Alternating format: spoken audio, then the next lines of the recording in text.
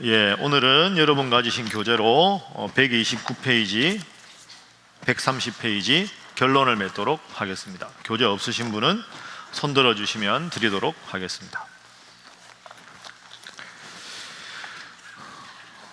페이지가 2페이지밖에 안 되기 때문에 오늘은 좀 간단하게 하도록, 너무 짧지는 않겠지만 비교적 간단하게 하도록 그렇게 하겠습니다. 자, 그동안에 뭘 배웠는가 기억이 좀 나시나요? 예루살렘반 저를 보십시오. 거기 보지 마시고. 예루살렘반 배운 거 뭐 기억납니까 지금? 2단, 또 장길자. 그 하나님의 교회, 그 안상홍 증인의 그 부인 장길자. 또 뭐 기억납니까? 예배 말씀 이런 거. 또 그냥 웃으시면 끝나는 겁니까? 장로교. 자, 그동안에 뭘 배웠는지 한번 복습을 해보겠습니다. 여러분 5페이지 한번 보시죠. 우리 나사렛반은 제가 하진 않았는데 기초반이죠. 자, 5페이지부터 한번 보시죠. 나사렛반은 우리 새가족반 신앙의 기초반입니다. 그죠? 그래서 나사렛반은 앞으로도 이렇게 운영을 할 텐데요. 아무래도 새가족들이 많기 때문에 개요를 말씀드린 다음에 우리 신일교회를 먼저 안내합니다. 그러니까 새로 오면 우리 교회가 어떤 교회인지 이걸 먼저 알려드리고 하나님, 나, 예수님, 성령님, 성경, 기도, 교회, 예배, 신앙생활에 대한 가장 기초적인 내용, 이걸 공부하겠습니다. 내년 봄에도 이제 이 나사렛반이 시작될 텐데 다시 한번 복습해보고 싶은 분들은 하셔도 좋고, 새로 우리 교회에 등록하시거나 아니면 새로 오시는 분들한테는 여러분들이 꼭 권면을 하셔서 나사렛반을 할 수 있도록 그렇게 해주시면 좋겠습니다. 갈릴리반부터 이제 제가 했는데요. 갈릴리반은 나사렛반보다 좀 더 심화된 내용이었습니다. 성경이란 어떤 책인가 기억나십니까? 하나님이 우리를 향한 연애 편지다, 그렇게 시작했습니다. 그리고 우리가 믿는 하나님, 예수님, 성령님, 주제는 비슷하지만 나사렛반보다 좀 더 조직적으로 삼위일체론, 구원론, 그 다음에 예정론, 그 다음에 서양 사상 비판, 동양 사상 비판, 이게 이제 우리 예루살렘반에서 일부 나왔죠. 교회 종말론, 666 이런 거 다 했습니다. 그래서 여러분 나사렛반은 기독교 신앙의 기초를 다루는 반, 2단계 갈릴리반은 밑에 있는 대로 특징을 보면 조직신학입니다. 그러니까 하나님, 예수님, 교회, 종말, 이런 주제 중심으로 공부하는 게 갈릴리반이었다. 기억나시죠? 갈릴리반은 언제 했습니까? 작년 가을에, 작년 이맘때에서 마무리. 자, 그래서 올 봄에 한 거 베다니반 6페이지. 베다니반은 주제가 뭐였죠? 성경입니다. 성경에 대해서 배운 게 베다니반입니다. 그래서 베다니반 우리 할 때 맨날 여기다가 창출레 민신 기억나시나요? 렘에겔 단호열 암옵연 미나 합습 학습말 처음 듣는 것처럼 저도 다 했습니다. 그죠? 이건 이제 다음에 한번 또 보시면 되겠습니다. 그래서 구약 율법서, 예언서, 역사서, 후기 예언서, 그 다음에 시편, 잠언, 전도 같은 성문서, 구약 성경 지리, 신약으로 넘어와서 신구약의 중간 시대 역사, 복음서, 역사서, 사도행전이죠. 역사서가 바울과 바울 서신, 그 다음에 신약 성경 지리, 바울의 전도 여행, 일반 서신, 요한계시록, 이렇게 해서 성경을 전체적으로 우리가 봄에 공부를 했었습니다. 그래서 갈릴리반은 조직신학, 베다니반은 성경신학, 성경에 대한 것 했죠. 자, 이번에 이제 오늘까지 우리가 다루는 건 예루살렘반입니다. 그러니까 예루살렘은 역사에 대한 걸 다룹니다. 우리가 오늘 서 있는 위치가 어디냐 하기 위해서 교회 역사를 쭉 다룬 게 우리가 12주 공부한 거였습니다. 그래서 2주차 보면 세계 기독교 역사, 고대 중세, 어거스틴, 아퀴나스, 르네상스, 종교개혁 이런 거 했었습니다. 기억이 나시죠? 단어만 기억하시면 되겠습니다. 근대와 현대 기억나시죠? 뭐 했습니까? 예, 그런 거 했습니다. 예, 많이 했습니다. 근대와 현대, 이제 서양 교회사를 다루고 한국 교회 역사 4주차, 5주차에 다루었습니다. 1907년 대부흥운동 이야기도 하고 그렇게 교회 역사를 다루고, 그 다음에 이제 교회 역사를 쭉 다루다가 잘못된 가르침, 이단에 대해서 7주차, 8주차, 9주차 일부에 다루었습니다. 그래서 메이드 인 USA 이단, 그죠? 수입품 이단, 여호와의 증인, 몰몬교, 마릴성도, 예수 그리스도 후기 성도교 이런 것도 하고, 우리나라 메이드 인 코리아 이단도 다루었죠. 뭐 했습니까? 신천지, 하나님의 교회. 끝이 아닙니다. 또 많습니다. 많이 했습니다. 구원파도 하고, 그죠? JMS도 간단하게 하고 그렇게 쭉 했습니다. 그렇게 하고, 그러면 우리 교회가 속한 장로교회는 어떤 교회냐? 그 장로교회 역사 헌법을 간단하게 나누고, 그 다음에 예루살렘반이 중직자가 되기 위한 필수 과정이니까 헌신자의 삶, 예배, 기도, 봉헌에 대해서 하고, 지난주에는 우리 신일교회 목회 철학에 대해서 공부를 했습니다. 돌아와서 보니까 참 많이 한 것 같죠. 이 내용을 다 기억을 못 하셔도 되겠습니다. 교재가 다 있으실 테니까 필요할 때 그냥 보시면, 구약 공부하다가 헷갈리면 이 베다니반 교재 보시면 되고, 그런 식으로 활용하시면 되겠습니다. 하다 보니까 오탈자도 좀 있고, 그 지난번에 우리가 구원파 다룰 때는 본부가 이렇게 바뀐 데도 있고 해서 제가 이제 이게 다 끝나면 겨울 동안에 수정 작업을 좀 해야 될 것 같습니다. 그래서 4권까지 전체 수정해야 될 걸 좀 더 수정하고, 내용도 조금 수정할 거, 반복할 거 이런 거는 빼버리고, 추가할 거 좀 추가해서 내년 봄에 할 때는 좀 더 이제 다듬어서 하도록 하겠습니다. 그래서 내년 봄에는 말씀드린 대로 이제 여기서 나사렛반, 갈릴리반 이렇게 되는 거죠. 나사렛반, 갈릴리반, 베다니반, 예루살렘반, 이게 4단계, 이게 1단계, 2단계, 3단계, 4단계 이렇게 되니까 봄에는 항상 요 두 개를 열고 가을에는 이 두 개를 열 겁니다. 그러니까 내년 봄 되면 나사렛반하고 베다니반을 하는 거죠. 뭐 하셨더라도 반복 삼아 그냥 복습하겠다 하셔도 좋고, 그렇게 하셔도 되겠습니다. 그래서 이렇게 한 다음에 제일 이상적인 건 1, 2, 3, 4단계 가는 건데, 상황에 따라서 정 그게 어려우면 뭐 반복을 하셔도 되고 다른 반 먼저 하셔도 되고 그렇게 했습니다. 그래서 이렇게 4단계를 내년에는 원래 우리 교회가 하는 영경원 시스템대로 주중에 낮 시간에 할 수도 있고, 여러분들하고 의논해서 하도록 그렇게 하겠습니다. 이렇게 하고 봄하고 가을에는, 지금은 이제 12주, 10주 이렇게 했는데 그렇게 안 하고 상황을 봐서 봄에 한 4주 정도, 3주에서 5주 사이, 가을에 한 3주에서 5주 사이 정도에서 여러분들하고 꼭 우리가 나누어야 될 주제를 중심으로 다시 하도록 하겠습니다. 내년 봄 주제는 참고로 정하지 않았습니다. 여러분들하고 좀 더 소통을 하고 싶어서. 그러니까 여러분들이 이런 걸 좀 꼭 다뤘으면 좋겠다 하는 주제가 있으시면 교구 목사님께 말씀하셔도 되고, 소통에다가 써주시면 그런 걸 가지고 하겠습니다. 그러니까 뭐 예를 들어 천주교하고 우리하고 차이가 뭡니까? 이런 것도 좋고, 아니면 뭐 WCC가 도대체 뭐가 문제입니까? 뭐 이렇게 주제별로 해도 되고, 아니면 구원론은 들어도 헷갈리니까 그냥 한번 체계적으로 정리를 해 주십시오. 그렇게 몇 주짜리 주제도 좋고 궁금한 것도 좋고, 그러면 여러분들이 그걸 하면 제가 한번 분류를 해서 제가 할 수도 있고, 저하고 하다가 아주 그 분야의 전문가가 있으면 함께 나와서 저희 둘이 여러분 질문을 받아서 즉석에서 질문하고 제가 대답하고 그분이 대답하고 뭐 그런 식으로도 할 수 있겠죠. 그래서 봄, 가을에 한 4주 정도 잡고 그렇게 앞으로 해나가도록 그렇게 하겠습니다. 주제는 여러분들이 정말로 필요한 걸 꼭 할 테니까 가능한 대로 많이 이렇게 활발하게 의견을 개진해 주시면 감사하겠습니다.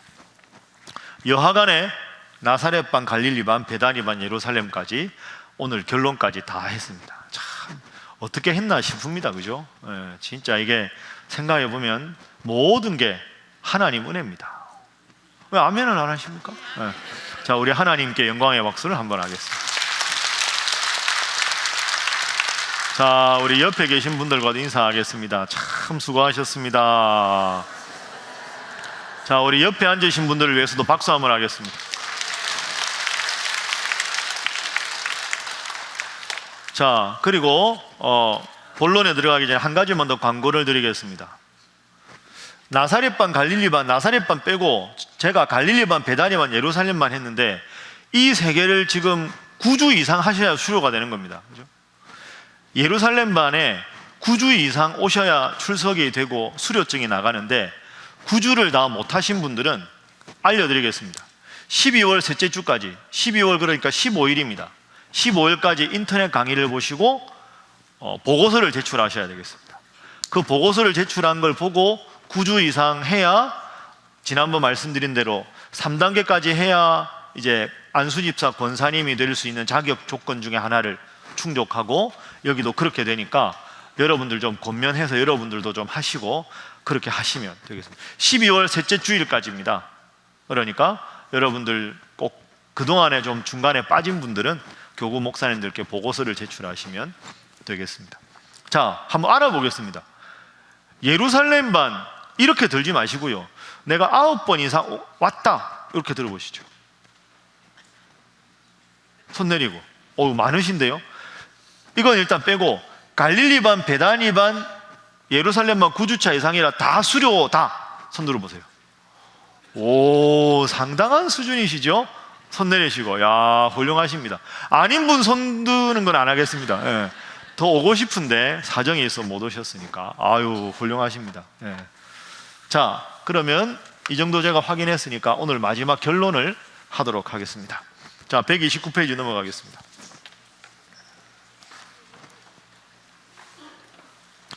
오늘은 전체 결론입니다. 우리의 자리. 자, 129페이지, 130페이지 1분 시간 드릴 테니까 눈으로 한번 쫙 읽어보시죠.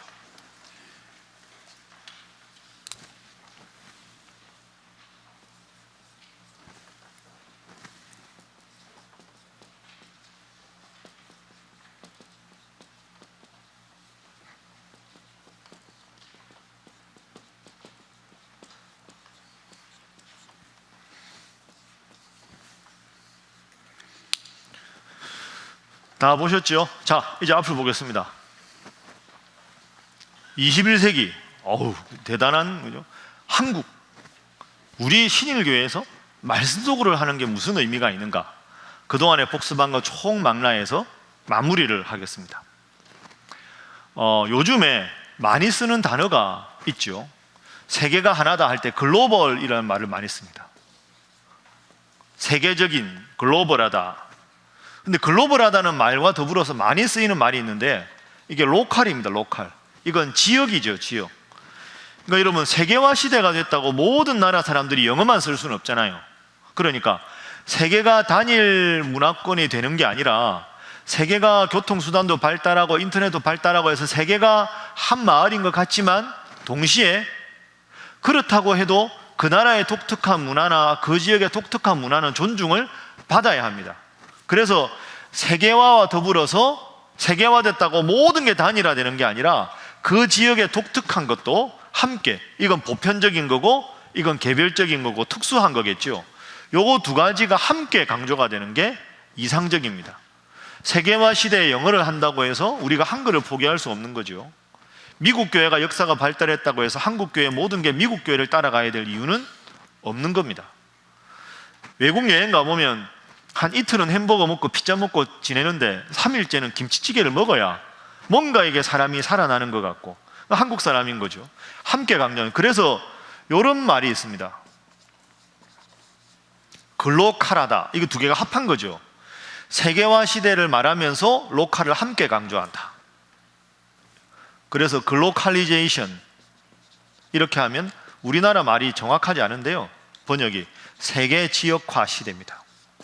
그러니까 세계적인 추세를 따르면서도 우리만이 가지는 독특한, 이걸 우리 교회로 연결하면 넓게 보면 우리 신일교회는 모든 교회 중에 하나이지만 신일교회만의 독특한 특징이 필요하다.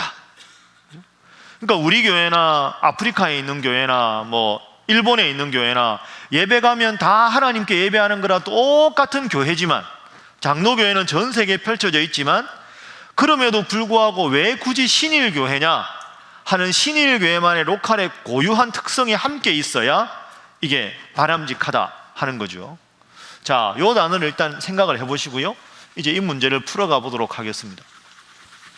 어쨌든 지금은 서양의 대세니까요. 서양, 서구라고 하죠. 서구라파, 서양. 서양은 이 시대에 우리가 몇 번 공부했지만 따라하겠습니다. 포스트 모던 시대, 포스트 모던 사회. 이런 말 많이 들어보셨죠? 포스트 모던이라는 거 제가 여러 번 설명했으니까 설명 안 하겠습니다. 수준이 있으니까 다 안다고 전제하고, 예, 괜찮습니다. 포스트 모던 시대, 이런 말을 참 많이 하는데요. 한마디로 말하면 오늘 이 시대는 우리가 지금까지 공부한 걸 복습을 한다 생각하면 이 시대의 서양이라고 하면 뭐 미국, 유럽 이런 1세대를 생각해 보죠. 제일 중요한 게 뭐냐? 이걸 꼭 기억하십시오. 따라합니다. 근본적 다원성. 들어보셨죠? 제가 이거 한 거거든요. 처음 듣는 것처럼 하실 필요 없습니다. 근본적인 다원성이다. 그러니까 다원화된다는 건 하나가 아니라 여러 개가 있다는 게 다원화된다 하는 거죠. 그런데 그게 아주 근본적이라는 겁니다. 이게 포스트 모더니즘의 가장 중요한 특징입니다. 그러니까 이 시대는 전통, 권위, 기존 질서 이런 게 중요한 게 아니라 근본적으로 다 다르기 때문에 다른 사람에 대해서 틀렸다라고 말하기가 어려운 시대다, 이 말씀을 드렸습니다. 야, 넌 아빠가 목사님인데 교회 가야지. 아빠가 권사님일 수는 없구나. 엄마가 권사님인데 너도 교회 가야지 하면 엄마가 권사님이고 나는 권사님 아니잖아요. 엄마나 가세요. 엄마는 엄마, 나는 나. 이런 게 되는 거죠. 너 학생이 그러면 되니? 너 고등학교를 그만둔다니 말이 되니? 고등학교 졸업해야지. 엄마가 고등학교 다니면 엄마는 졸업하세요. 나는 싫어요. 근본적으로 엄마랑 나랑 다르잖아요. 이런 게 이 시대입니다. 이 시대. 그러니까 이 시대에 가장 중요한 것은 근본적인 다원성이기 때문에 여기에다가 윤리나 도덕 문제를 연결시킬 수가 없다는 겁니다. 그러면 안 되잖아, 이 말을 하면 안 되는 시대입니다. 지금은 학생이 그러면 돼? 목사님이 지금 설교하는데 하품하면 됩니까? 그러면 내가 하고 싶으면 하는 거지. 이런 시대인 거죠. 하품하는 분은 아무도 없습니다. 그러니까 이 시대가 되니까 모든 게 상대화가 되고, 뭐 우리가 전통적으로 보기에 저러면 안 되잖아 하는 게 다 인정되는 시대. 개성, 내 생각, 이게 중요하지 윤리, 도덕, 가치관이 중요한 시대가 아닙니다. 그게 포스트 모던 사회의 특징입니다. 이게 꼭 윤리적인 것만은 아닙니다. 우리나라를 봐도 정치, 경제, 사회 전부 그렇습니다. 모든 요구가 본물 터지듯이 다 지금 터지잖아요. 이것도 해달라, 이분들은 또 우리는 이런, 이분들은 또 이런, 전부 각자 목소리를 내는 시대. 그래서 이 근본적 다원성을 성경시대로 말하면 이렇게 말할 수 있습니다. 따라해 보시죠. 신사사시대. 사사시대 아시죠? 그죠? 이제 여호수아하고 가나안 땅 들어갔다가 사울부터 왕이 생기기 전에 340년 정도 동안 지도자가 없어서 자기 소견에 옳은 대로만 막 행하는, 각자 원하는 대로만 살아가는 사사시대. 그러니까 오늘날은 다르니까 신사사시대라고 말할 수 있습니다. 이걸 동양 철학으로 말하면 뭐라 그랬습니까? 말했는데 신춘추전국 시대 라고 말할 수 있습니다. 그러니까 오늘날 시대는 이런 시대입니다. 모든 게 혼란하죠. 뭔가 절대적 기준이라는 게 없어 보입니다. 전부 각자 노생하는 거죠. 각자 소견에 옳은 대로. 그래서 뭘 모이기도 힘들고요. 도덕, 윤리, 기준 이런 걸 말하기가 힘듭니다. 기준이 모호해져 버린 시대.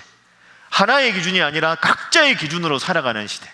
그러니까 뭐 옷 입는 것도 그렇고, 결혼에 대한 생각도 그렇고, 연애에 대한 생각도 그렇고, 뭐 동성애에 대한 이야기도 그렇고, 모든 게 다 내 뜻대로 살아가면 되지 왜 내 주관에 대해서 도덕이라는 잣대를 들이댑니까? 그거 아닙니다 라고 주장하는 시대가 이 시대다.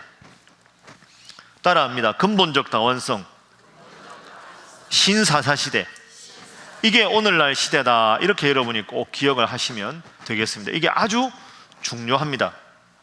자, 그러면 이런 시대를 주장하면 우리가 기독교인으로서 어떻게 무슨 생각을 해야 될까? 했던 것 복습합니다.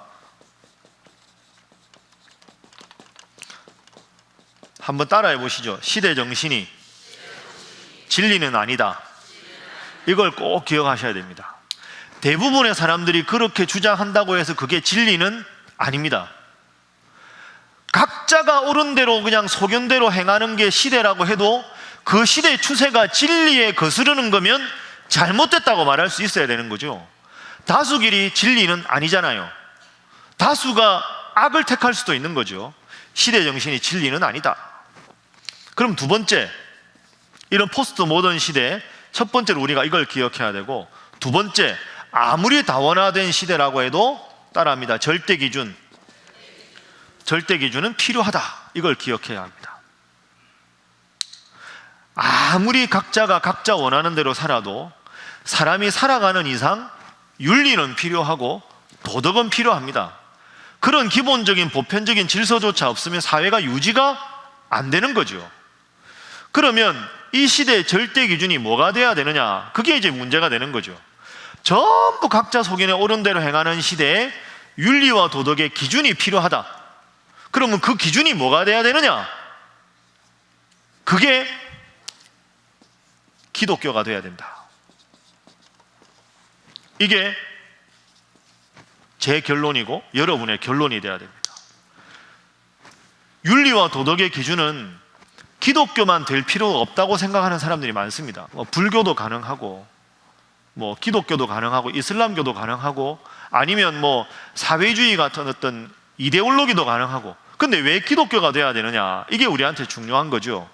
왜 이 시대에도 우리가 기독교 복음을 붙잡아야 되는가? 여기에 대한 명확한 근거가 있어야 기독교인의 나름대로의 프라이드가 있을 거 아닙니까?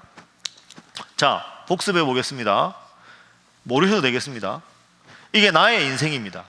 그럼 이게 뭘까요? 태어난 지점, 이건 천국 가는 지점. 그럼 내가 나서 죽을 때까지 이렇게 되겠죠. 좀 더 가까운 분이 있고 좀 더 먼 분이 있고 그 차이지. 누구나 태어나서 누구나 죽습니다. 그리고 이거를 넓게 지평을 확대하면 이게 역사가 되겠죠. 역사에도 역사의 시작이 있고 역사의 끝나는 날이 있겠죠. 그러면 나는 어떻게 살아야 하는가? 인간은 어떻게 살아야 하는가? 인류의 역사는 어떻게 가야 되는가? 이 질문에 대한 가장 궁극적인 대답을 내려주는 게 종교라고 하면 왜 굳이 이 시대에 우리가 기독교인이어야 하는가? 이 질문에 대한 정확한 대답이 있어야 우리가 복음 위에 바로 설 수 있겠지요. 자, 내가 지금 살아가는데 하나님께서 나를 지키신다. 여러분 믿습니까? 이걸 기독교에서는 하나님께서 나를 지키신다. 따라합니다. 섭리. 하나님이 나를 보호하신다, 지키신다 하는 걸 섭리라고 하죠. 자, 그러면 모든 종교는 내가 지금 나서 죽을 때까지 어떻게 살아야 하는가? 삶의 목적이 무엇인가? 여기에 대해서 나름대로의 기준을 제시합니다. 기독교만이 아니라 불교의 길도 있고 이슬람교의 길도 있고 다양한 길이 있죠. 그런데 왜 우리는 기독교인인가 하면 내가 나서 죽는다. 그러면 내가 왜 태어났는가? 이 세상에 내가 어떻게 날 수 있었는가? 여기에 대한 해답이 필요하고, 내 인생이 끝날 때 죽음 이후에는 어떻게 되는가? 여기에 대한 해답도 필요한 거죠. 가장 절대적인 진리의 종교라면 내가 어디서부터 왔고 어떻게 살고 죽음 이후에 어떻게 되는 것까지 전체적인 명확한 해답을 주어야 그 해답 속에 내가 어떻게 살아가야 되는가가 결정이 되는 거죠. 내가 어떻게 이 세상에 태어났는가? 따라합니다. 창조주 하나님. 창조주 하나님. 이게 기독교의 창조주 하나님의 고백입니다. 그러니까 여러분 창세기 1장 1절을 읽고 그냥 태초에 하나님이 천지를 창조하셨다, 나는 하나님의 피조물이다, 그렇게 이해하는 것도 중요하지만 사람의 인생이 어떻게 시작되었는가에 대해서 하나님, 전지전능한 하나님이 나를 창조하셨다. 이 역사를 운행하신다. 이게 필요한 거죠. 이게 창조주 하나님, 역사의 주관자 하나님. 자, 죽음 이후에 우리가 어디로 갑니까? 천국. 다 천국. 웃으시면 되겠습니다. 그럼 여기 뭘까요? 따라합니다. 심판자 하나님. 심판주라 그래도 되고, 따라합니다. 심판주 하나님. 그럼 죽음 이후에는 천국과 지옥이 우리 앞에 있다. 끊임없이 성경이 말하는 게 이거죠. 그럼 성경은 내가 지금 어떻게 살아야 되는가에 대한 질문뿐 아니라 내가 어떻게 존재하게 됐는가에 대한 질문도 해결하고 죽음 이후에 어떻게 되는가에 대한 질문에 대해서도 해답을 준다. 이게 창세기라면 이게 요한계시록이 되는 거죠. 제가 나름대로 다른 종교도 공부를 했는데요, 여기서 여기까지 이렇게 명확하게 정확한 대답을 주는 건 성경밖에 없습니다. 제가 전공한 유교나 불교나 도가는 여기에 대한 명확한 대답을 주지 않습니다. 제가 목사라서 그렇게 말하는 게 아니고요, 시간 관계상 다 말씀드릴 수는 없지만, 그러니까 여러분들, 내가 지금 교회 와서 기독교인이다라는 것에 대해서 엄청난 자부심을 가져야 합니다. 시대 정신이 아무리 타락해도 그 시대가 바로 서기 위해서는 절대적인 기준이 필요하다. 그 기준이 뭐가 돼야 되느냐? 그 기준이 될 수 있는 게 종교다. 그 많은 종교 중에 왜 내가 기독교인이어야 되느냐? 내가 세상에 태어난 이후, 지금 살아가는 모습, 죽음 이후의 모든 것까지 가장 완벽한 대답을 주는 것은 기독교밖에 없다. 그러므로 아무리 종교다원주의가 유행하고 아무리 포스트 모던 시대라고 해서 모든 게 근본적으로 다원화된다고 해도 내가 하나님을 믿는 믿음만은 절대적 가치로 붙잡아야 한다. 이것이 여러분의 고백이 되어야 하는 줄로 믿습니다. 옆에 분들과 인사 한번 하겠습니다. 기독교인의 자부심을 가지시기 바랍니다. 자, 한 번 더 하겠습니다. 말씀만 하지 마시기 바랍니다.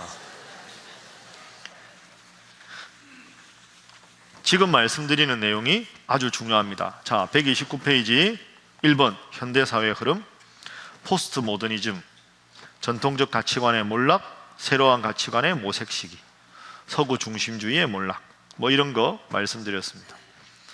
자, 2번으로 넘어가겠습니다. 2번 넘어가면서 전체적으로 보겠습니다.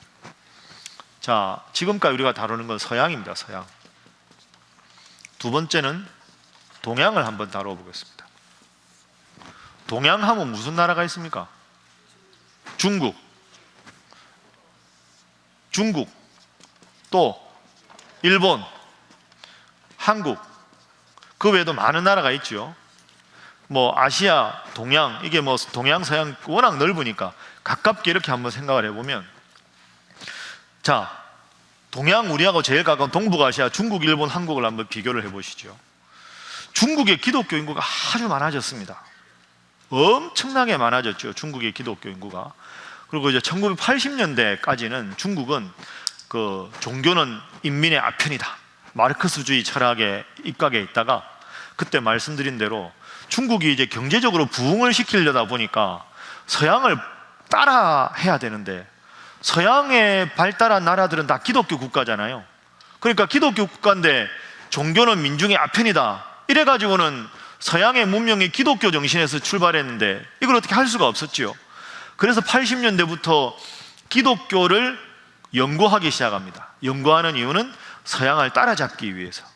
그래서 80년대부터 중국 학자들은 기독교, 종교는 민중의 아편이다 이런 말을 쓰지 않습니다. 그러면서 점점 기독교를 연구를 하기 시작하죠. 그래서 이제 기독교인들이 점점 많아지기도 하고, 중국의 엘리트들이 외국 유학 갔다가 기독교인이 되고 다시 중국으로 들어와서 기독교인으로 신앙생활을 합니다. 근데 문제가 있습니다. 중국은 기독교 인구가 아주 많은 점은 장점인데요, 신학적인 수준이 떨어집니다.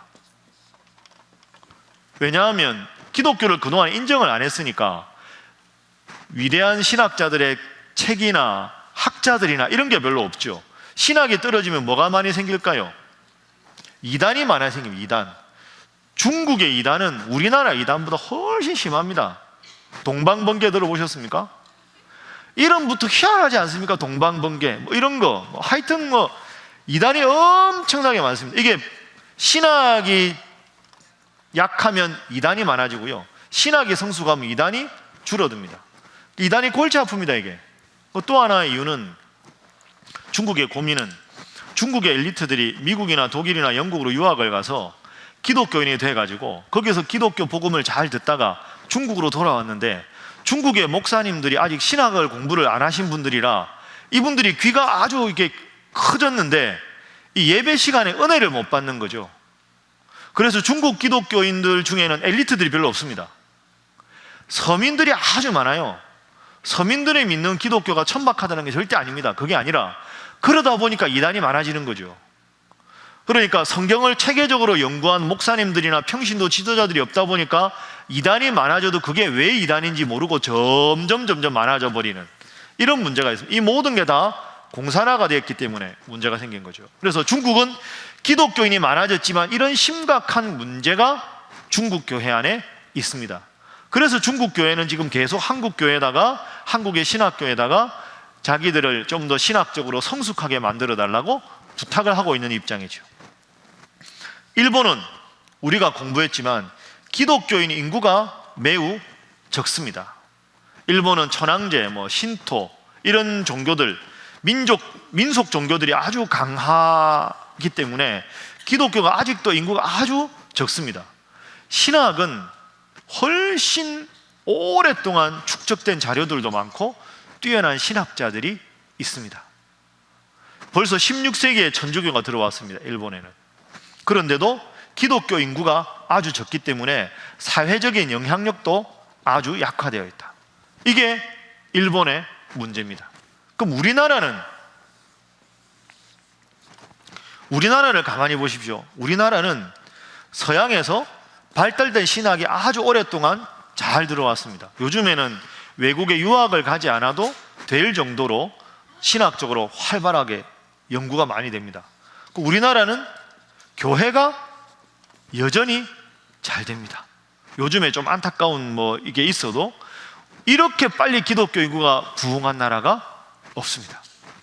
그리고 세 번째, 동양의 종교적인 전통이 아주 잘 간직되어 있습니다. 유교나 불교나 이런, 유교나 불교가 발달해 있는 게 기독교하고 아무 관계가 없는 것 같지만 절대 여러분 그렇지 않습니다. 생각해 보시죠. 우리나라 사람들이 내세에 관심이 많습니다. 죽으면 어떻게 될까? 여러분 돌아가시면 어떻게 될까요? 대답이 이렇습니까? 옆에 분들과 인사하겠습니다. 다음에 천국에서 뵙겠습니다. 한 번 더 인사할까요? 지금은 아닙니다. 하겠습니다. 지금은 아닙니다. 지금 다음에 천국. 근데 여러분, 우리나라 사람들이 예수 천당 이게 아주 중요했는데 왜 그러냐? 좋은 의미로 불교 때문입니다. 불교가 워낙 내세에 관심이 많잖아요. 극락, 서방정토 이런. 그래서 가만히 우리나라 역사를 보면 기가 막힌 하나님의 섭리입니다.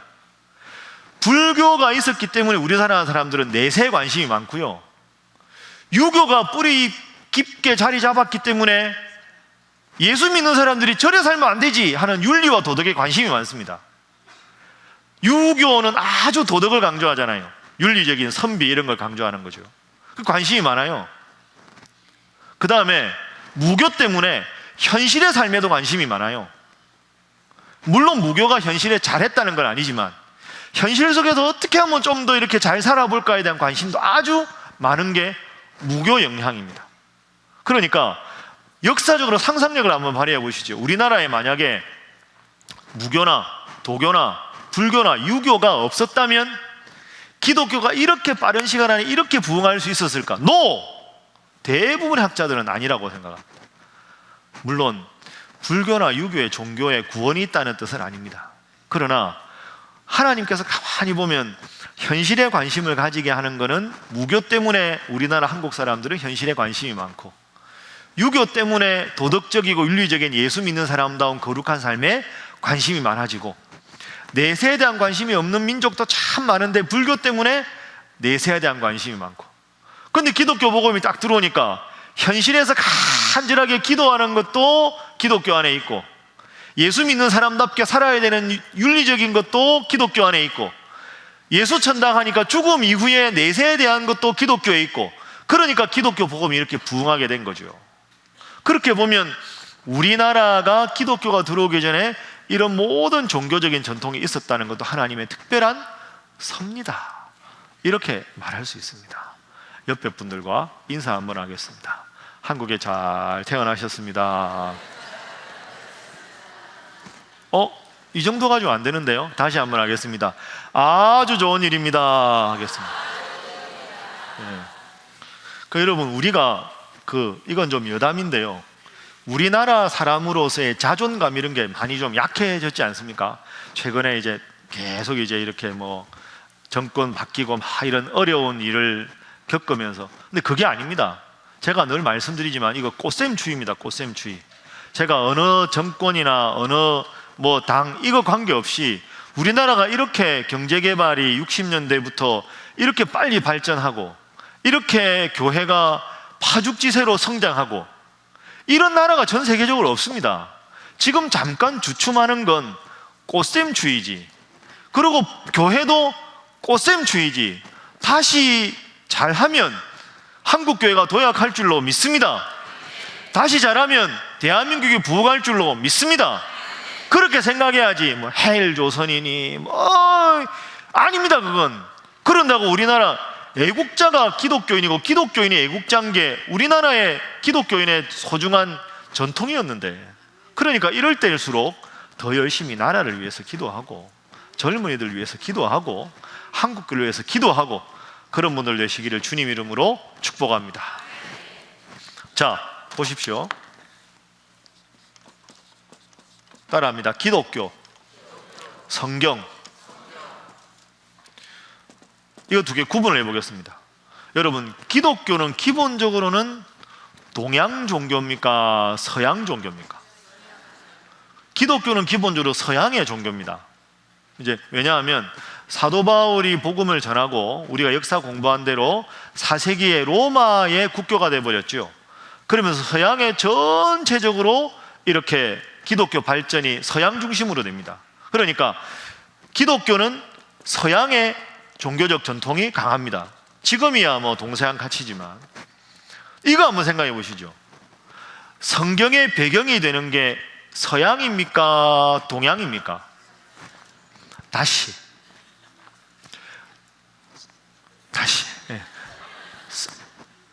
창세기부터 요한계시록까지 성경 66권의 배경이, 성경에 쓰여진 삶의 배경이 서양입니까? 동양입니까?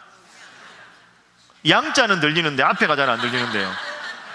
무슨 말이냐 하면 성경의 배경은 서양이 아닙니다.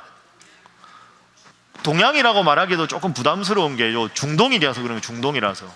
핵심은 뭐냐 하면 우리는 기독교가 서양에서 중심으로 발달했으니까 성경도 서양에서 다 발달한 것처럼 착각할 때가 많습니다.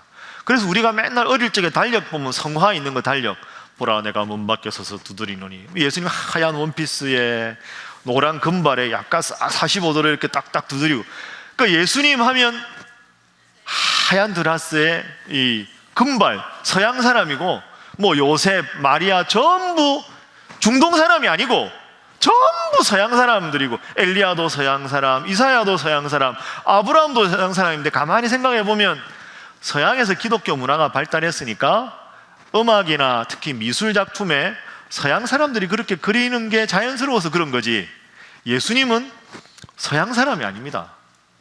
예수님은 이스라엘 사람이니까 중동 쪽이죠. 그러니까 예수님이 실제로 어떻게 생겼을까? 이런 말하면 안 돼. 어떻게 생기셨을까? 이거 제가 큰일 날 뻔했죠. 죄송합니다. 네. 어떤 모습이었을까 생각을 해보면 우리가 어릴 적에 달력에서 보는 거랑 전혀 달라요. 그렇죠? 그렇죠? 그러다 목수였으니까.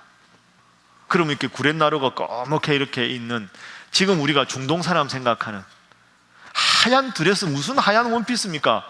때도 있고 좀 꾸질꾸질한 그런 거 입으시. 목수가 제일 낮은 신분이었는데 그런 거 입고 열심히 일하시고 땀이 막 나시고. 다르죠?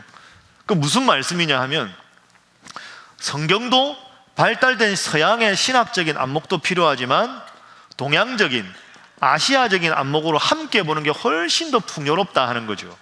제가 하고 싶은 말은 이 말입니다. 그러니까 여러분, 제가 이제 신학교 졸업하고 유교를 공부했잖아요.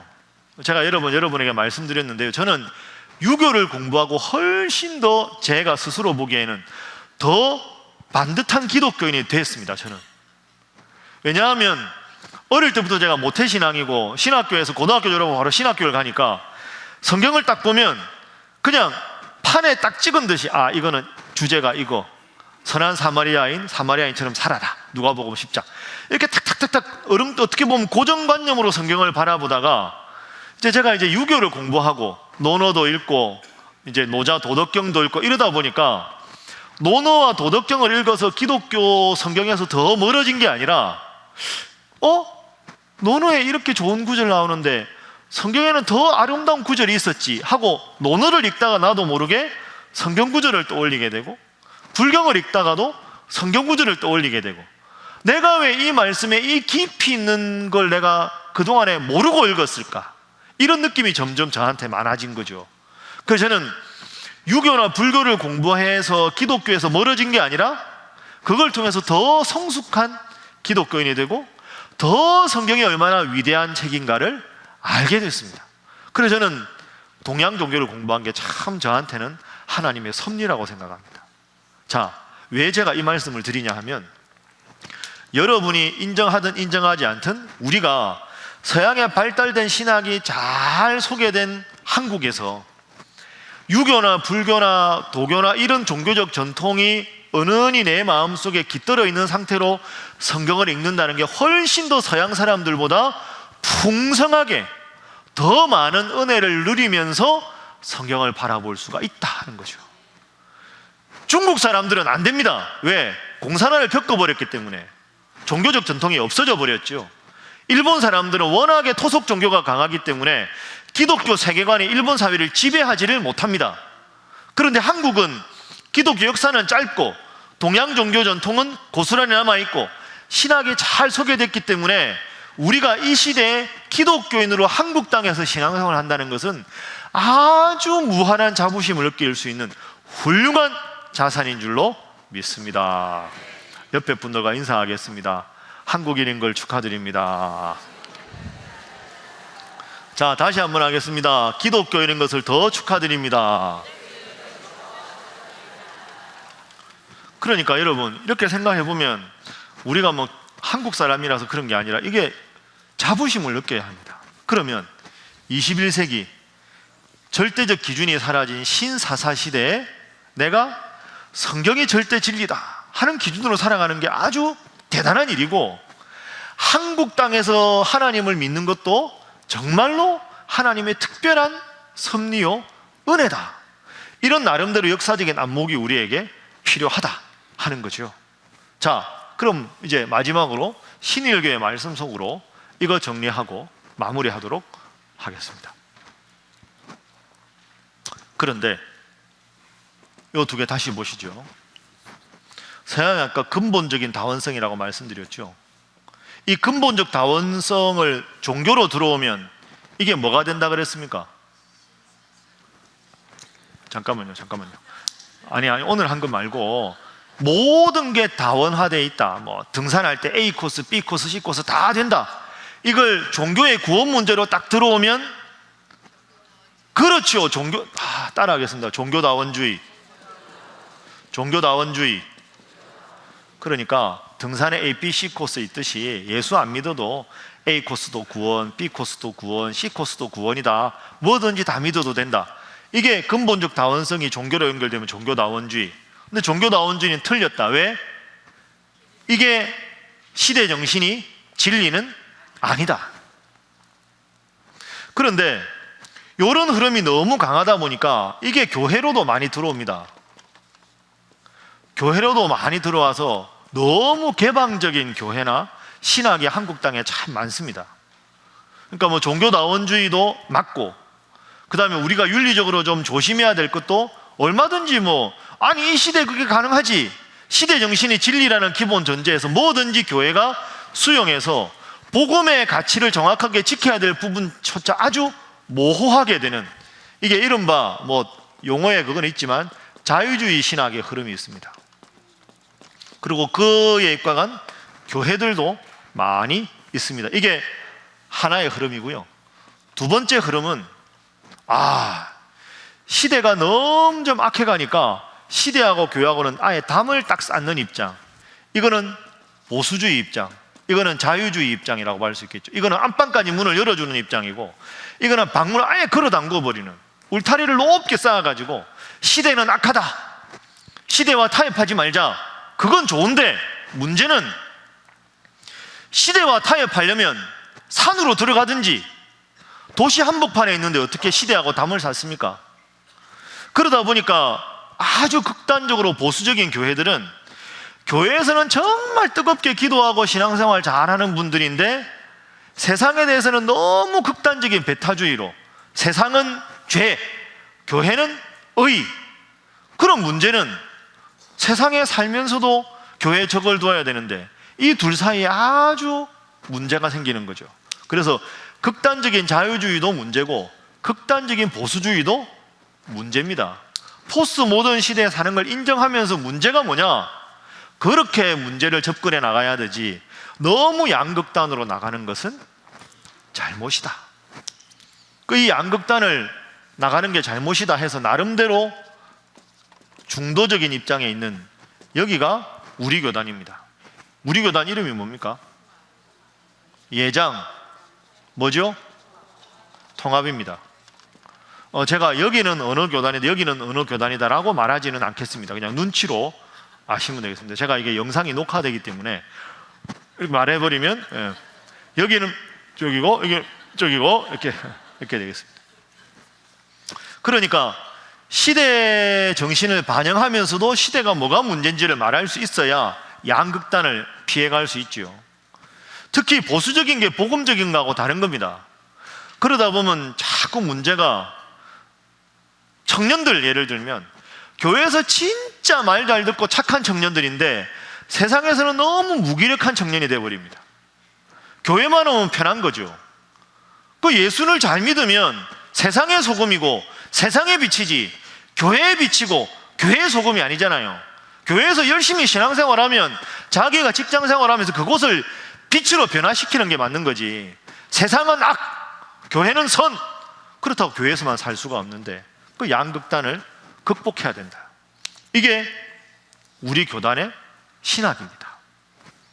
대표적인 데가 장신대입니다. 장신대. 이 장신대가 추구하는 게 이런 겁니다. 그래서 우리 신일교회가 예장통합 소속이라는 것도 아주 무한한 자부심을 가져야 되는, 옆에 분들과 인사 한번 하겠습니다. 우리는 예장통합교인입니다. 그 다음에 중요한, 저를 쳐다보시죠. 따라해 보시죠. 교만, 자부심. 그래서 이번에 이렇게 인사하겠습니다. 교만이 아니라 자부심을 가지시기 바랍니다. 당신 교회 어디 다녀요? 거기 꼴보수, 그렇게 하면 안 됩니다. 다 나름대로 교회는 하나님 뜻이 있지만 더 훌륭한 교회, 이렇게 생각해야 되는 거죠. 그러니까 우리 교회가 예장통합이라는 것은 아주 중요한 의미가 있는 겁니다. 그래서 시대를 반영하면서도 시대를 해석해야 되고 때로는 시대를 변화시켜야 되는 게 우리 교단이 해야 될 역할이다. 그러면 신일교회가 뭐냐? 신일교회, 우리 교회가 어떤 역할을 가져야 되는가? 제가 신일교회를 딱 하는 순간 여러분 마음속으로는, 목사님 21세기도 이해가 되고 한국도 이해가 되고, 근데 우리 교회는 뭐 맨날 목사님 화이팅 하긴 하는데 우리 교회보다도 훨씬 큰 교회가 있고 우리 교회보다 훨씬 더 성도가 많은 교회가 있고 더 큰 일을 할 수가 있는데, 목사님 그냥 신일교회 담임 목사라 그래서 맨날 우리 교회 화이팅 하는데 우리 교회가 무슨 그렇게 상징적인 건 아니지 않습니까? 그렇게 생각하는 분 계시죠? 아무도 안 계신 것 같은데, 들고 싶으나 못 들 수도 있다. 그렇죠? 그렇다고 고개를 끄덕이시면 안 되는 거죠, 이 상황에서. 자, 저는 이렇게 생각합니다. 잘 생각해 보십시오. 초대형 교회가 있습니다. 우리 신일교회는 초대형 교회입니까? 아닙니까? 아니지요. 아니어서 싫으십니까? 이게 좋습니다. 이 정도가 좋죠. 서로 좀 알고 이래야지. 초대형 교회는 꼭 기억하십시오. 한번 따라해 보겠습니다. 모델 교회, 특수 교회. 초대형 교회는 모델 교회가 아닙니다. 특수 교회지. 이거 설명하겠습니다. 예를 들어서 제가 이제 신학교에서 교수할 때 한 큰 초대형 교회에서 연락이 왔습니다. 특강 강사로 저를 좀 오라고, 그 교회에 있는 기도원으로 좀 와서 강의를 좀 해달라고, 청소년들 대상으로 청소년들 1000명인가 1500명이 왔어요. 그래서 제가 행사 취지를 물어보니까 그 참 취지가 좋죠. 전국에 보면 우리 교단 아니어도 미자립 교회가 많잖아요. 시골 교회들이 아주 많으니까 시골 교회는 여름 성경학교나 수련회를 하고 싶어도 못하는 거예요. 왜? 선생님들이 일단 없으니까. 아주 작은 마을에 교회 학교 있는데 그래봐야 목사님 집 애랑 장로님 권사님 애랑 뭐 손자 해가지고 한 대여섯 명이 있으면 여름 성경학교를 대여섯 명도 할 수가 없잖아요. 그리고 선생님들 노릇할 대학생들 청년들도 없고, 그 얘들은 매년 성경학교를 못 하는 거예요. 그래서 그 교회가 어떤 프로그램을 했냐 하면, 전국에 자기들이 자체로 성경학교를 할 수 없는 아이들을 다 모아가지고 여름 성경학교를 한번 해주고 청소년 수련회를 한번 해줬어요. 근데 청소년 수련회를 하는데 이제 개회 예배를 그 담임 목사님이 하시고 특강, 찬양 이런 걸 그 시골에서 도저히 볼 수 없는 최고의 찬양팀 뭐 이렇게 해서 하면서 2박 3일 내내 아무것도 안 받고 그냥 서울역에 도착하는 팀, 용산역 도착하는 팀, 고속터미널 도착하는 팀을 딱 해가지고 대절버스로 쫙 가서 몇 시에 오면 거기서 딱 태워서 기도원에 데리고 가고, 먹고 입고 다 하고 유니폼까지 다 주고 터미널이나 그 지하철역, 아니다, 서울역까지 딱 데려다주고 보내는 것까지 다 해줍니다. 1억 듭니다. 1억. 그걸 1억 프로그램입니다. 1억 프로그램. 딱 1억으로 그걸 합니다. 그러면 성경학교 한번 1억, 수련회 한번 1억. 그거 할 때 저보고 이제 청소년 특강을 하라 그래서 제가 갔었습니다. 취지가 참 좋지 않습니까? 좋지요. 그런데 그렇게 할 수 있는 교회는 다른 교회들은 못합니다. 그 교회만 할 수 있는 일이지요. 참 좋은 일을 하죠. 그런 의미에서 초대형 교회가 하는 일은 그 교회만 할 수 있는 특수 사역이 많지, 모델이 돼서 저거 우리도 해야 되겠다 할 만한 게 잘 안 됩니다. 그리고 또 하나 예를 들면, 제가 있던 신학교에서 옛날에 아주 힘들 때, 신학교 초창기에 70년대 이럴 때는 학교가 힘들고 학교가 작을 때는 신학대학 교수님들 월급을 못 줬대요. 그러면 어떻게 하느냐 하면 서울의 큰 교회 목사님께 전화를 걸어서, 목사님 우리 교수들 월급 줄 게 없으니까 총장님이, 학장님이 전화를 걸어가지고 이번 달 월급 좀 달라고. 그럼 한 몇 달치 해가지고 이제 큰 돈을 가져와서 하고 등록금 들어오면 다시 갚고, 그거를 한 10년 했다는 거죠. 그런 일은 이 교회만 할 수 있는 거지, 그렇다고 모든 교회가 할 수 없잖아요. 그러니까 초대형 교회가 아무리 큰 행사를 하고 훌륭한 행사를 해도 그건 초대형이니까 할 수 있는 특별한 사역이지, 그 좋은 사역이 모델이 되기에는 어렵다.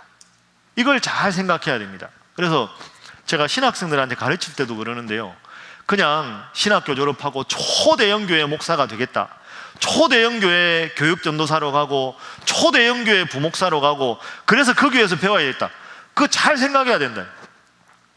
작은 교회 가서 담임 목사님하고 제일 가까운 곳에서 스타렉스 운전도 하고 새벽기도 운행도 하고 목사님 없으면 설교도 하고 그러면서 밀착해서 하나하나 배우는 게 훨씬 더 제대로 배우는 것일 수 있다.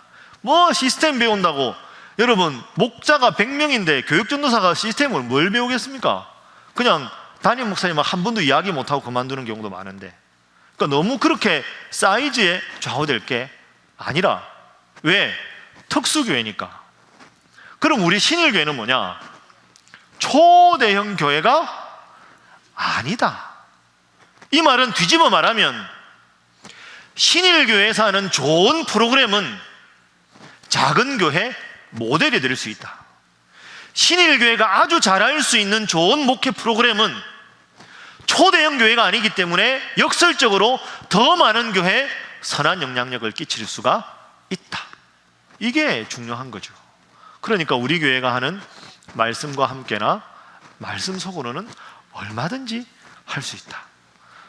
그 모델이 있지요. 예를 들면 올 2월 달에 담임 목사로 가신 주현교회 김현일 목사님은 우리 교회 말씀과 함께를 다 가지고 가서 그대로 지금 요 교재도 가지고 가서 그대로 지금 이렇게 쭉 얼마든지 하라 그랬습니다. 그럼 그 교회에서 좋은 건 서로 나눠야지, 이거 우리가 했으니까 당신 가져가지 말라, 그런 거 필요 없지 않습니까? 그 우리 목사님들, 담임 목사님 나갈 때 추선 줬을 때 저 앞으로도 꼭 그렇게 쓸 겁니다. 우리 교회에서 하는 좋은 프로그램은 다 가져가서 쓰고, 그렇게 형제교회로 자매교회로 서로 좋은 거 주고받고 해야 교회가 더 잘 되지, 이건 신일교회에서 한 거니까 가져가지 마라, 그게 예수 믿는 교회가 할 일이 아니지 않습니까? 좋은 건 더 나눠야 되는 거죠. 우리 교회가 하는 거는 모델이 될 수 있다. 그런 의미에서 우리가 하는 말씀과 함께나 말씀 속으로는 참 가치 있는 일이다. 그러니까 여러분, 작은 한 교회가 한 교회의 문제가 아닌 겁니다. 자, 지금까지 한 걸 한번 정리해 볼까요?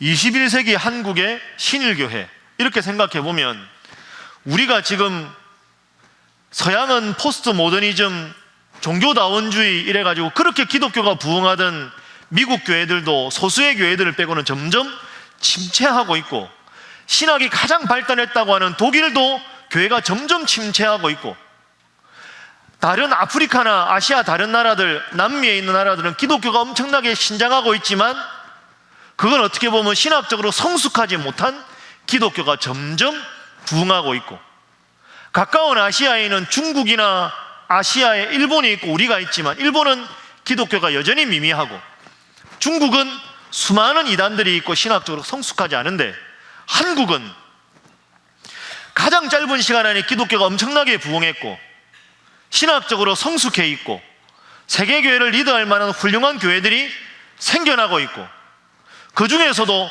좌로나 우로나 치우치지 않은 건전한 신학, 바른 복음을 유지한 것이 우리 교단이고, 우리 교단 중에서도 초대형 교회나 특수교회가 아니라 모델이 될 수 있는 훌륭한 교회가 신일교회다. 여러분 믿습니까? 믿습니까? 옆에 분들과 악수 한번 하겠습니다. 신일교회 성도의 자부심을 가지시기 바랍니다. 한 번 더 하겠습니다. 잘하실 줄 믿습니다. 그러니까 여러분, 제가 한 말 중에 말이 안 되는 게 있습니까? 없습니다. 딱 맞지 않습니까?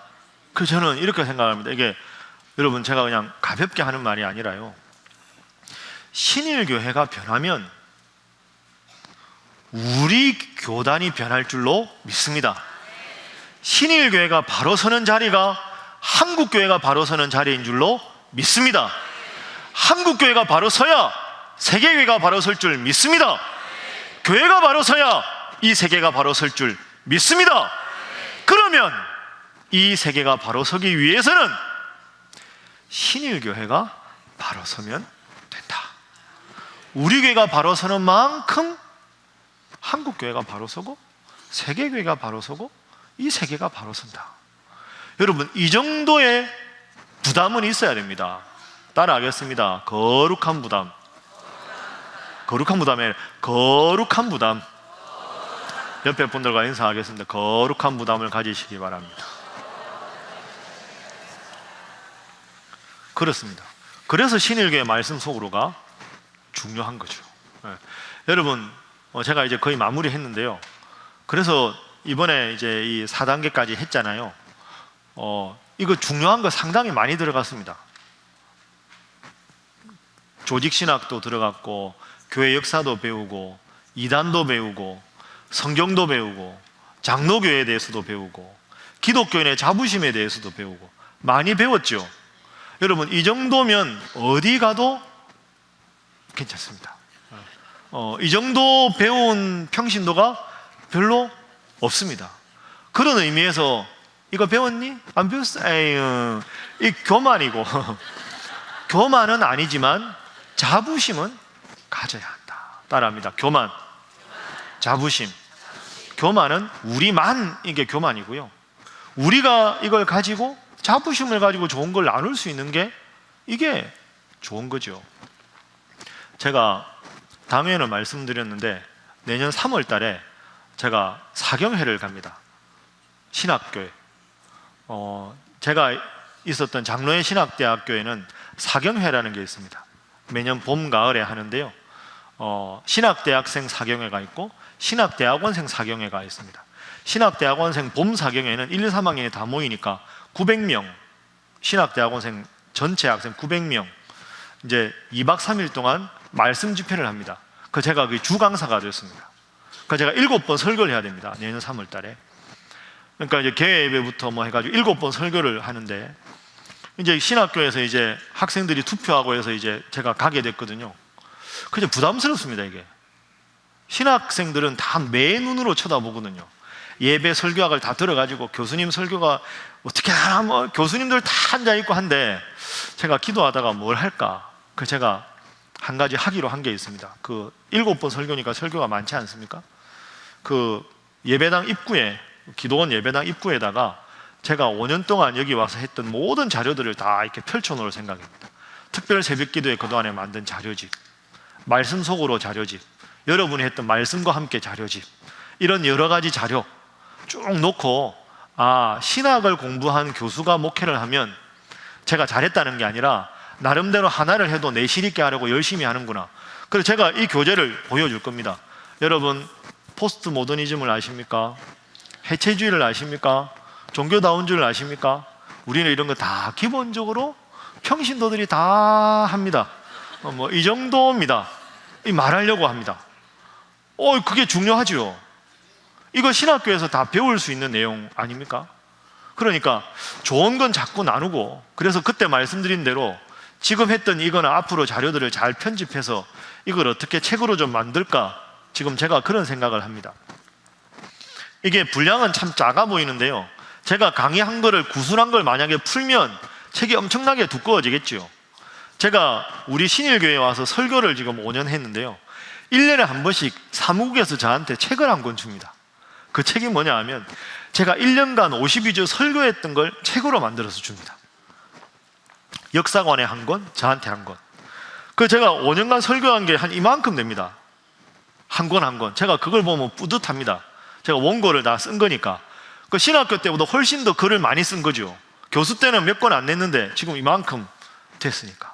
하나하나 그렇게 하는 게 역사의 자료가 되고, 그렇게 하나하나 이렇게 하는 것이 앞으로 책으로 만들어지면, 여러분이 저한테 지금 이렇게 강의 듣지만 그냥 포스트 모더니즘 어려운데 포스트 모던 시대에 왜 내가 예수를 믿어야 하는가? 지금 세계는 어떻게 흘러가고 있는가?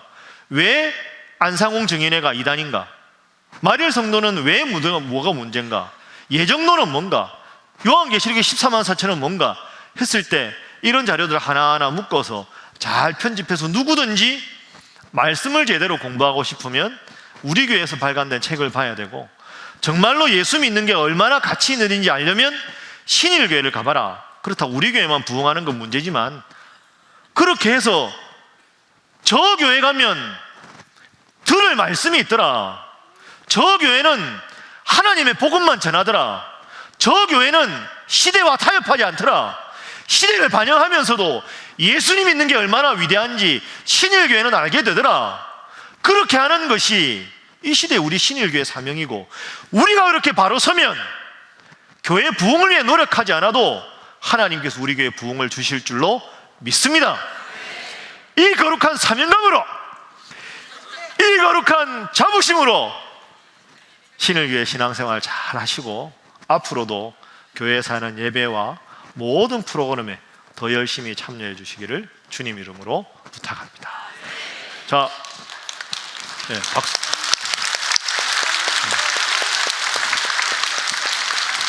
한기총은 뭘 말하는 거예요?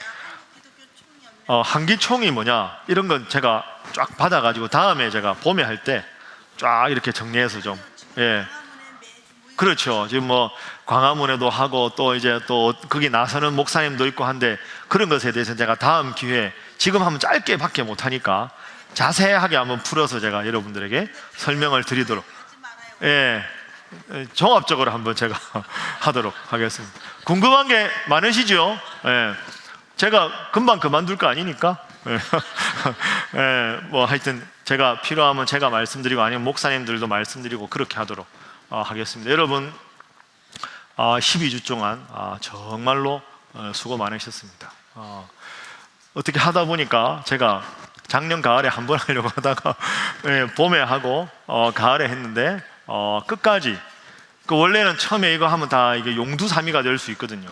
처음에는 와 오다가 점점 숫자가 줄고 날씨도 추워지는데 여러분 이렇게 끝까지 함께 해주셔서 정말로 감사합니다. 제가 담임 목사로서 이 귀한 기회를 주셔서 하나님께 감사하고 또 여러분들께 진심으로 감사드립니다. 그래서 오늘도 어김없이 마지막 책거리 하는 날입니다. 그래서 떡을 준비했습니다. 오늘은 떡이 좀 다릅니다. 제가 이 종강하는 날 이 책거리 하는 떡은 제가 교회 예산으로 안 하고 제가 사비로 그동안에 그냥 했거든요. 그래서 이번에도 그렇게 준비를 했는데 한 성도님이 오셔서 이렇게 자기 이름을 밝히지 말고 꼭 해달라고 그렇게 해서 그분이 그 떡값에 해당되는 걸 주셨습니다. 그렇다고 제가 또 안 할 수는 없지 않습니까? 그래서 기존에 준 떡이 무슨 떡입니까? 백설기. 오늘은 백설기 대신에 백설기에 뭐가 좀 더 들어있는 걸로 뭐 호박 뭐 하여튼 뭐 들어있는 걸로 그렇게 준비했습니다. 그렇게 해서 그냥 가실 때 하나씩 다 받으시고요. 그 다음에 12주간 여러분들도 너무너무 수고하셨으니까 격려도 여러분들끼리도 많이 해주시고 또 제가 저 밖에 있을 테니까 그동안에 인사 안 하신 분들도 저하고도 인사 한 번씩 하시고 그러고 돌아가시면 되겠습니다. 정말로 이렇게 열과 성을 다해서 참석해 주셔서 감사합니다. 제가 신일교회 담임 목사라는 게 행복하고 또 여러분들이 이렇게 잘 또 도와주시고 협력해 주셔서 감사합니다. 모든 영광을 하나님께 박수하겠습니다. 제가 기도하고 오늘은 축도하고 마무리하겠습니다. 하나님 감사합니다. 오늘 우리에게 이 마지막 시간까지 함께 해주시고 또 이렇게 잘 마무리할 수 있도록 인도하신 것 감사합니다. 점점 시대가 악해져 가고 하나님을 믿는 믿음과 교회 위상도 점점 추락해 가고 있습니다. 그러나 주님, 이러한 위기가 오히려 바른 복음을 지킬 수 있는 기회가 됨을 우리로 하여금 기억하게 하여 주옵소서. 예수님 돌아가셨을 때 오합지졸 같은 12명의 제자들이 성령의 충만함을 받아서 순교자가 되었듯이 오순절 마가의 다락방에 숨죽이고 간절히 기도하던 그들이 변화되었을 때 전 세계를 변화시킨 것처럼 하나님, 오늘 이 시대 죄악으로 혼탁해져 가지만 이 말씀 붙잡고 바른 신앙 위에 설 수 있도록 우리 신일교회 말씀과 함께 말씀 속으로 이 귀한 프로그램을 허락하시고 인도해 주시니 감사합니다. 앞으로도 이 죄악된 시대 속에 살아가고 있지만 바른 말씀으로 바른 복음으로 시대를 변화시킬 수 있는 우리 신일교회 되게 하여 주옵소서. 우리 신일의 성도들이 되게 하여 주옵소서. 하나님을 믿는 일에 자부심을 갖게 하여 주시옵소서. 신일교회 성도임에 자부심을 갖게 하여 주시옵소서. 그리하여 더욱더 열심히 하나님 말씀 사모하게 하시고 예배에 목숨을 걸게 하시고 기도의 사명을 다할 수 있는 우리 성도들 되게 하여 주옵소서.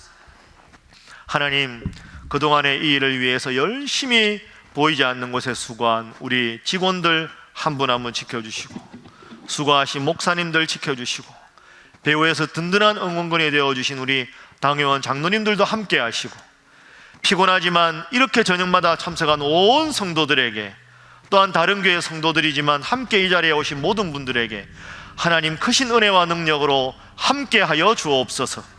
이들의 수고와 이들의 헌신을 주님 꼭 기억하여 주셔서 30배, 60배, 100배의 큰 은혜와 복을 주님께로 받도록 역사하여 주옵소서.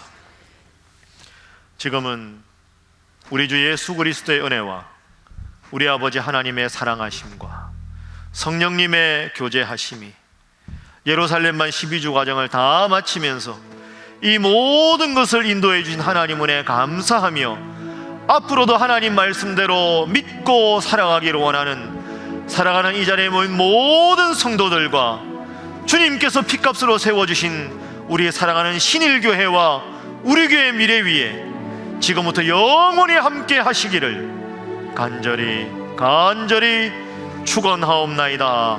아멘.